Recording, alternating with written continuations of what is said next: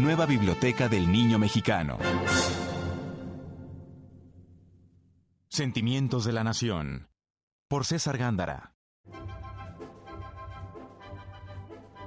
Todos los años, cuando era niño, iba con mi familia a la Macroplaza para dar el grito de independencia. Me encantaban el olor a pólvora quemada y ver a tanta gente reunida en aquel lugar para gritar ¡Viva México! Me comía un elote mientras observaba cómo el rayo láser de la Torre de Comercio dibujaba los rostros de Morelos e Hidalgo sobre el muro del Palacio de Gobierno.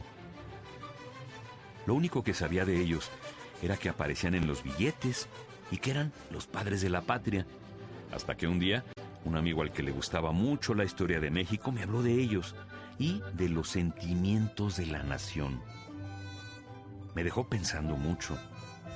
A veces no nos damos cuenta de la importancia de los sucesos del pasado.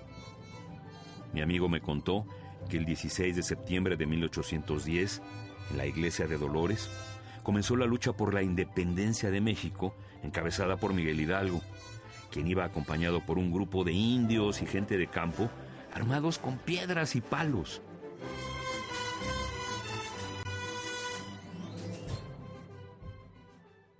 En aquellos tiempos las cosas no eran como hoy, no, eran muy distintas. Los sistemas de comunicación eran más lentos. Por ejemplo, hoy llevamos en los teléfonos celulares toda la información que deseamos: agenda, números telefónicos, música e internet. Con solo apretar unos cuantos botones, podemos enterarnos de las noticias más recientes sucedidas en Timbuktu, Tokio, Nueva York, Celaya o Yucatán. Pero en la época de la independencia, esto no era así.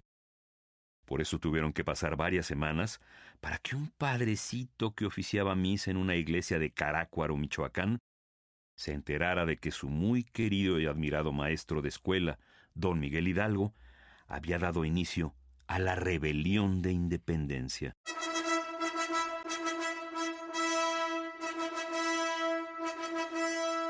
Este cura era José María Morelos. A los 25 años, había estudiado la carrera eclesiástica en el Colegio de San Nicolás, en Valladolid, bajo la dirección del cura Hidalgo, entonces rector del colegio. Me imagino que pensarán que Morelos ya estaba muy grandecito como para hacer la carrera de sacerdote, pero lo que pasa es que Morelos se había dedicado antes al oficio de vaquero. Había sido arriero, de esos que transportaban mercancías en mulas. Incluso en la nariz tenía una cicatriz hecha por un golpe que se había dado contra una rama cuando iba a caballo persiguiendo un toro. José María Morelos y Pavón nació en 1765 en la ciudad de Valladolid, actualmente llamada Morelia, Michoacán. De hecho, le pusieron a la ciudad el nombre de Morelia en su honor. Su padre era carpintero y su madre, hogareña hija de un maestro de escuela. Cuentan por ahí que Morelos procedía de una de las castas de indio y de negro, aunque él se decía español. A José María le gustaba mucho la gramática. La estudiaba de manera autodidacta e ingresó al seminario para aprender más sobre esta materia. Mi amigo continuó diciéndome que cuando Morelos se enteró de la rebelión comandada por Miguel Hidalgo, de inmediato se fue a Charo, población cercana a Valladolid, para entrevistarse con él, y ahí aceptó su encomienda de levantar la revolución en el sur. Morelos regresó a su parroquia y reunió a 25 hombres, a los que armó con escopetas y lanzas. Carente de formación militar, tuvo empero rápidos progresos, pues en poco más de un mes se había apoderado de toda la costa del sur y no encontraba resistencia en ninguna parte.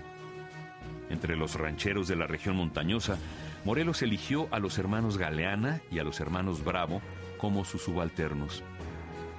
Lo hizo no porque tuvieran carrera militar o porque alguien los hubiera recomendado, ni mucho menos, sino por los méritos que demostraron durante la lucha.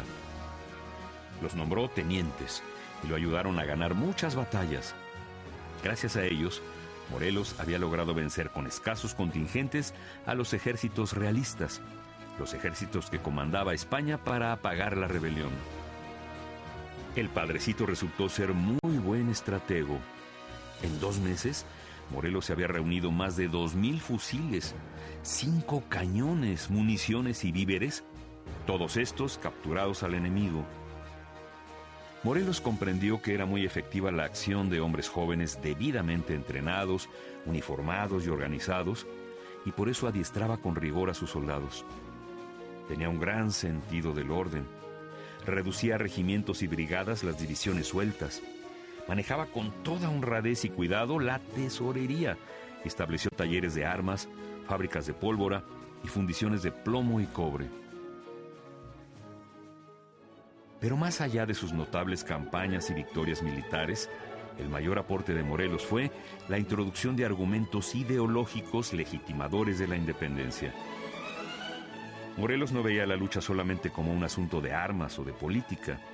En su experiencia diaria como sacerdote, se había dado cuenta de la desigualdad existente en la Nueva España.